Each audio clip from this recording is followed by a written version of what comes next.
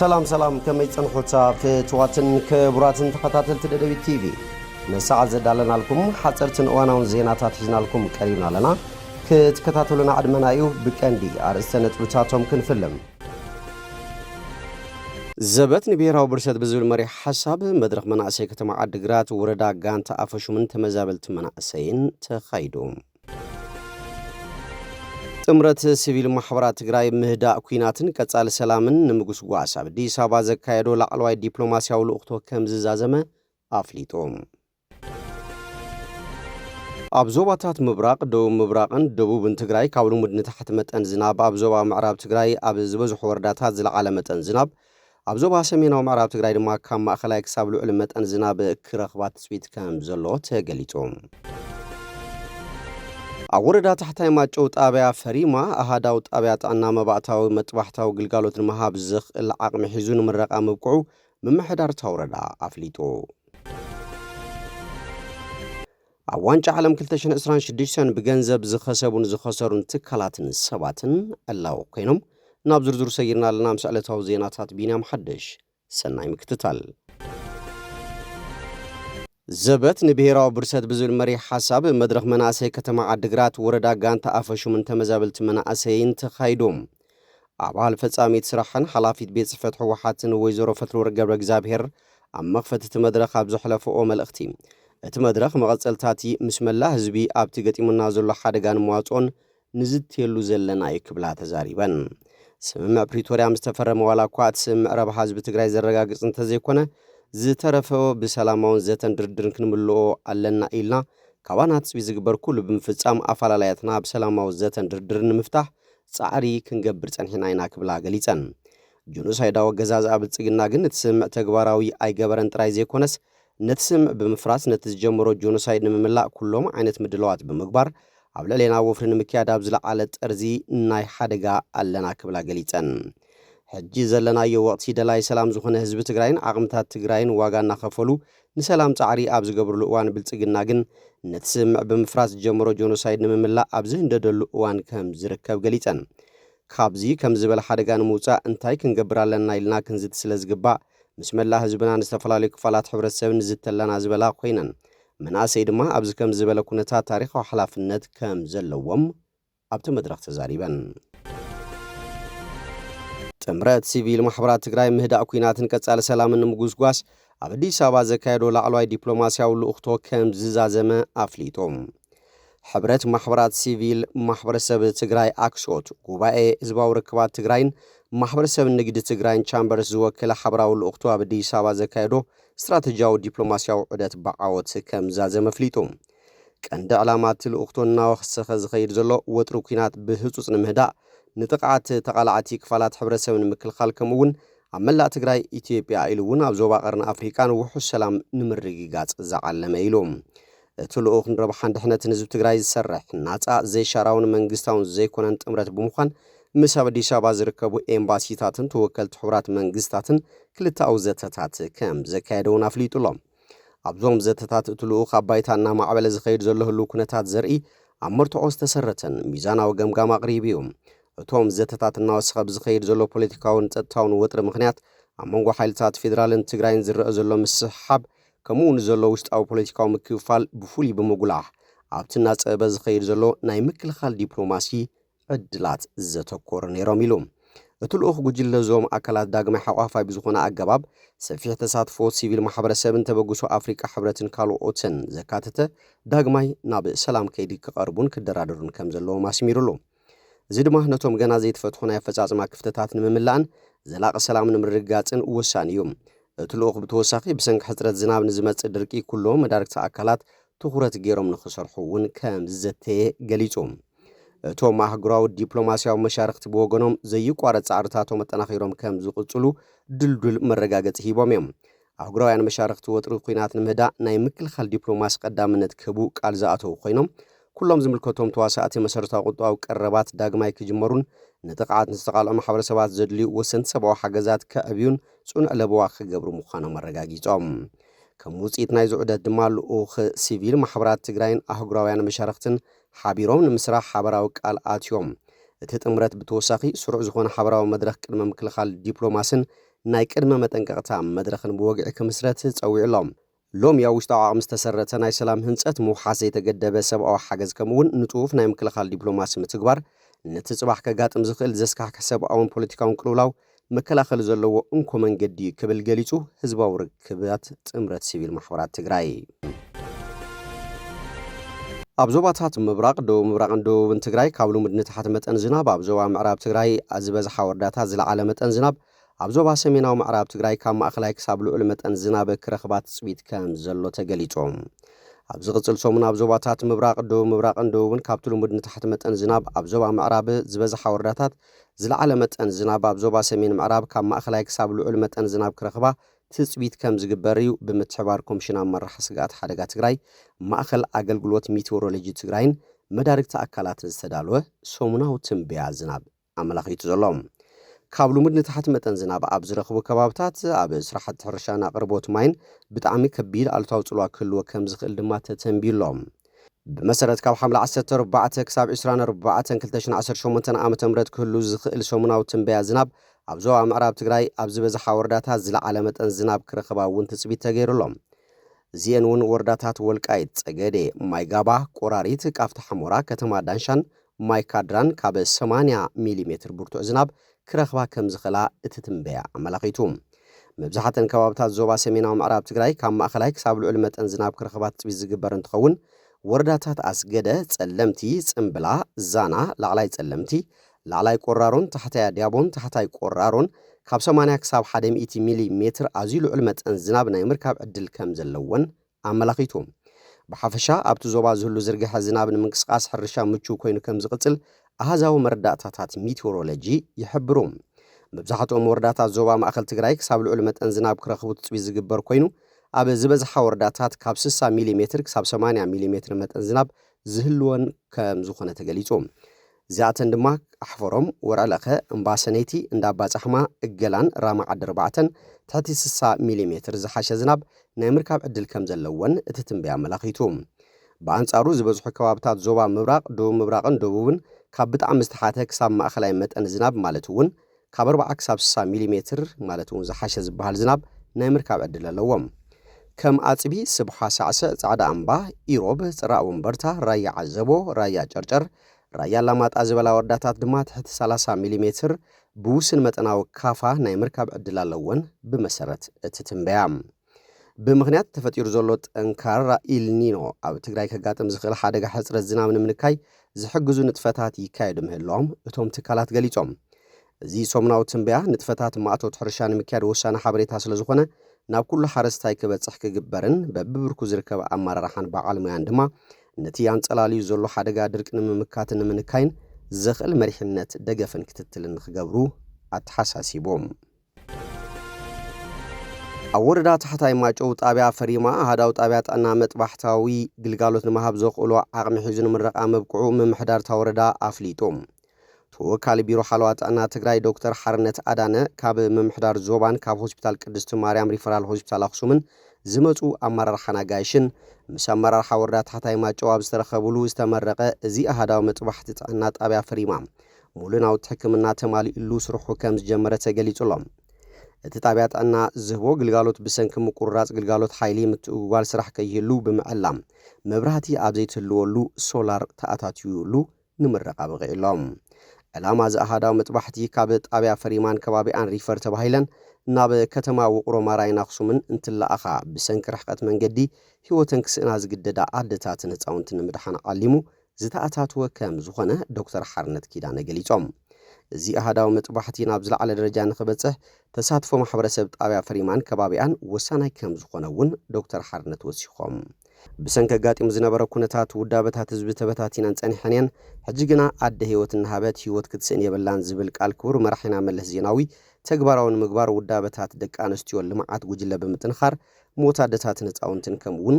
ኣብ ገዛ ወሊድ ናብ ዜሮ ክወርድ ማሕበረሰብ ፈሪማን ከባቢኣን ተሳትፎ ክሕይል ሓላፊ ቤት ጽሕፈት ማሕበራዊ ጉዳይ ዞባ ማእኸል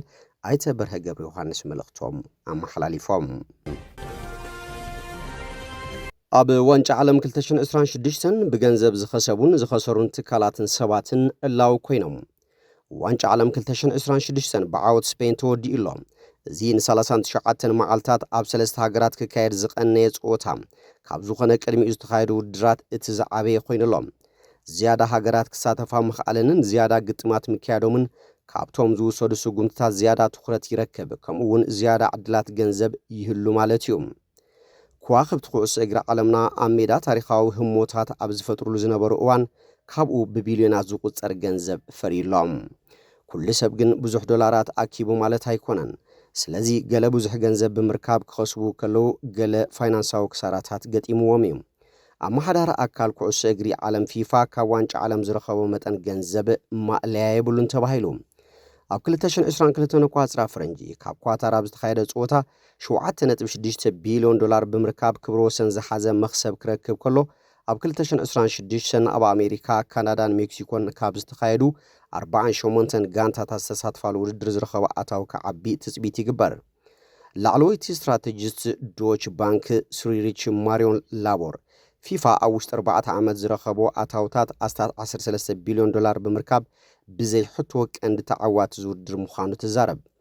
ኣታው ፊፋ ካብ መሸጣ ፈነወ ፍቓድን መሰል ኣጋይሽ ምቕባልን ውዑላት ምወላዊ ከዓ ስፖንሰርሽብን መሸጣ ትኬትን ዝመጽ እዩ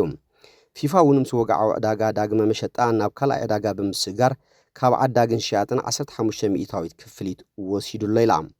ኣብ ዝመጽእ ውድድራት ካብ ዝያዳ ክንጽበይ ይግባእ ፊፋ ነቲ ውድድር ዳግማይ ናብ 64 ጋንታታትን ከስፍሖ የሰላሰል እዩ ዘሎ እዚ ድማ ንኸም በዓል ቻይናን ህንድን ከምኡውን ምስኡ ዝመፁ ቢልዮናት ተወሰኽቲ ተዓዘብቲ ከጠቃልል እዩ ደገፍቲ ናይ ሙሉእ ዕምሮም ሕልምታት ኣግሂዶም ክኾኑ ይኽእሉ እዮም ብወፃእታት ገንዘብ ግን እዚ ውድድር ኣዝዩ ከቢድ ነይሩ ንትኬት ጥራይ ዝወፅእ ገንዘብ ኣዝዩ ልዑል ኣብ ዝኾነሉ እዋን ፊፋ ዝተኸተሎ ስትራቴጂ ምውፃእ ዋጋታት ነቐፌታ ገጢምዎ እዩ ፕሬዚዳንት ኣሜሪካ ዶናልድ ትራምፕ ከይተረፈ ሃገሩ ኣንጻር ፓራጓይ ኣብ ዝካየድ መኽፈት ውድድር $1,000 ዋጋ ትኬት ምስተሓተተ ኣይከፍልን ከም ዝበለ ተኣሚኑ ኣብ ኒው ጀርሲ ኣብ ስቴዲየም ሜት ላይፍ ንዝተኻየደ ናይ መወዳእታ ጸወታ ዝሽየጥ ትኬት ብወግዒ $32,970 ክቐርብ እንከሎ ገለ ናይ ዳግመ መሸጣ ትኬታት ድማ ብልዕሊ $2 ሚልዮን ተዘርዚሩ እዩ ፕሬዚዳንት ፊፋ ጂያኒ ኢንፋንቲኖ ወፃእታት ትኬት ምስ ካልኦት ስፖርታዊ ውድድራት ኣሜሪካ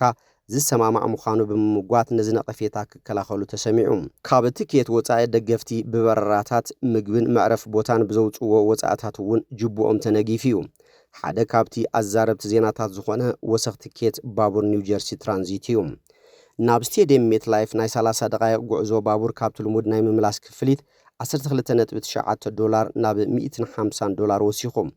ነዞም ጸወታታት ዘመሓላልፉን ነቲ ውድድር ብቴሌቪዥን ምቕራብ ብዙሕ ገንዘብ ከውፁ ክግደዱን ከለው እቶም ተዓዘብቲ ኣሃዛት መወልቲ ምልክት ንግዶም ከርእዩ ብምግባር መሸጦም ሓፍ ክብል ተኽእለሎም ፊፋ ነዚ ዋንጫ ዓለም ብዙሕ ዝረበሉ ናይ ምዝሓል ወይ ከዓ ሃይድሬሽን ዕረፍቲ ተምፅኡ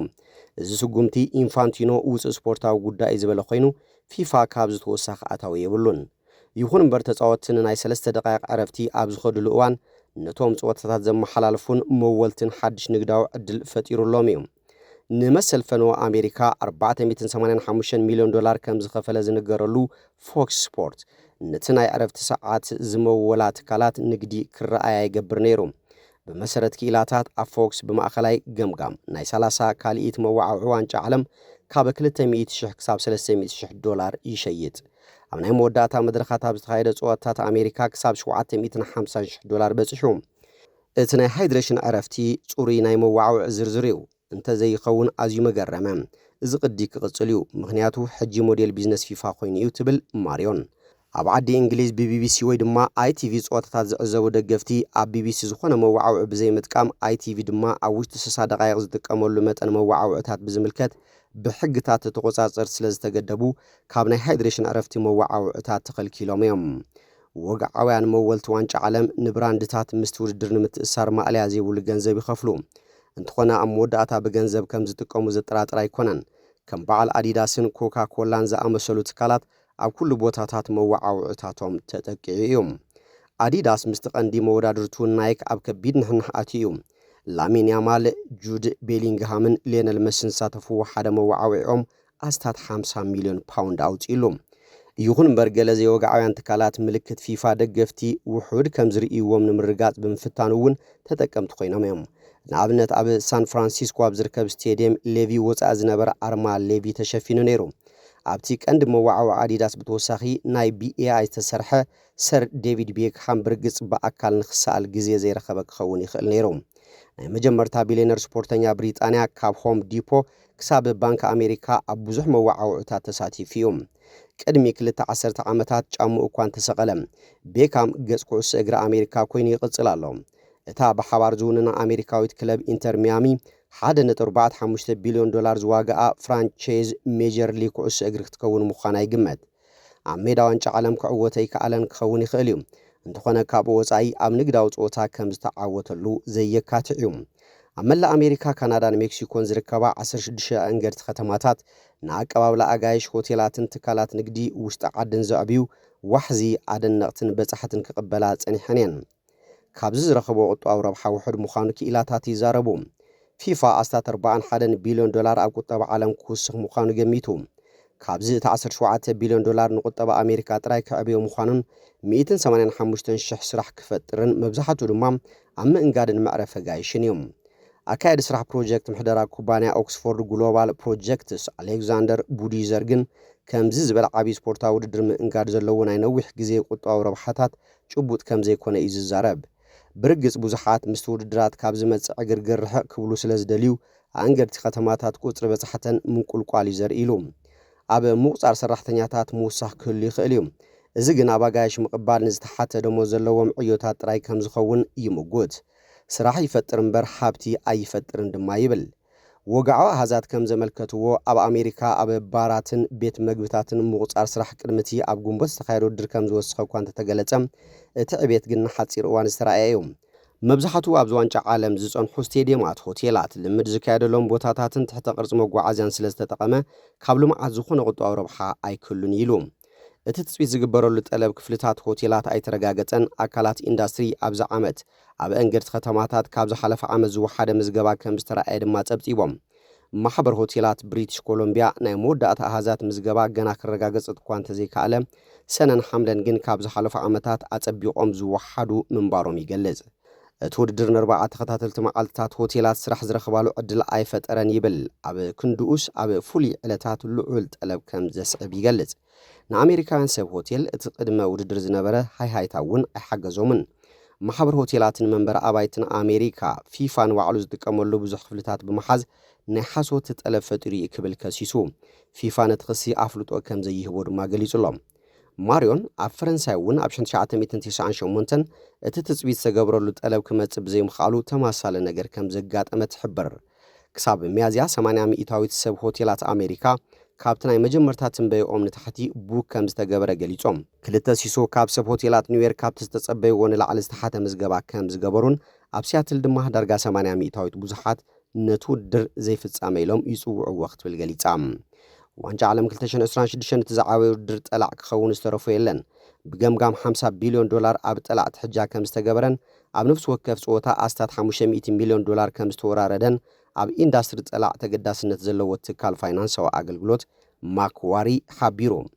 እዚ ብቐንዱ ብሰንኪ ምዕባይ ጋንታታት ዝመጸ ምዃኑን ኣብዚ ጾታ ካብቲ ኣብ 2022 ዝነበረ 64 ጸወታታት ወሲኹ ልዕሊ 100 ጸወታታት ከም ዝተኻየደን ጠቒሶም። ዋና ፓዲ ፓወር ቤት ፌርን ስካይ ቤትን ፍሉተር ኢንተርቴይንመንትን ኣብ ኣሜሪካ ከምኡውን ብራዚልን ብዘሎ ዕቤት ኣብ ውርርድ ዝኣቱ መጠን ገንዘብ ካብቲ ዝሓለፈ ውድድር ብዕዝፊ ክኸውን ምዃኑ ኣተንቢሂ እዩ። ተንታኒ ማክዋሪ ቻድ ቤኖን ኣብ እዋን ጸወታ ዝግበር ምውርራድ ጠላዕ ካብቲ ዝያዳ ባህላዊ ዝኾነ ቅድሚ ጸወታ ዝነበረ ጠላዕ ከም ዝዘየደ ገሊጾም። ጠላዕ ስፖርት ኣብ ኣሜሪካ ገና ብተዛማደ ሓድሽ ኢንዳስትሪ እዩ። ክሳብ 2018 ንስፖርት ተባሂሉ ዝእቶ ጠላዕ ኣብ ላስ ቬጋስ ኔቫዳ ጥራዩ ሕጋዊ ነይሩ። እንተኾነ ውሳነ ላዕለዋይ ቤት ፍርዲ ንብዙሓት ግዛኣታት ሕጋዊ ንምግባር መንገዲ ጸሪጉ። ኣብ ካሊፎርኒያን ቴክሳስን ሓዊሱ ብዙሓት ግዛኣታት ኣሜሪካ ግን ሕጂ እውን ሕጋዊ ይገብርኦን። ኣብዘን ከባብታት ኣብ ቅድመ ትንበያ ዓብዪ ወሰኽ ተራእዩ እዩ። እዚ ብቕልጡፍ ዝዓቢ ዘሎ ብመንእስያት ደቂ ተባዕትዮ ዝፍቶ ብቢልዮናት ዝቝጸር ኢንዳስትሪ ከም ጠላዕ ኣይውሰድን። እዚ ማለት ሓደ ሰብ ኣበየናይ ግዛኣት ይሃሉ ብዘየገድስ ኣብ ስፖርት ሕጃ ገይሮም ክጣልዑ ይኽእሉ እዮም። ባርከስ ፍትዋትን ክቡራትን ተኸታተልቲ ደደቢት ቲቪ ነሳዕ ዘዳልናልኩም ዜናታት ነዚኦም ይመስሉ። ስለቲ ምክትታልኩም ኣመስግና። ካልኦት ሳብ ንራኸብ ሰሰናይ ናኹም።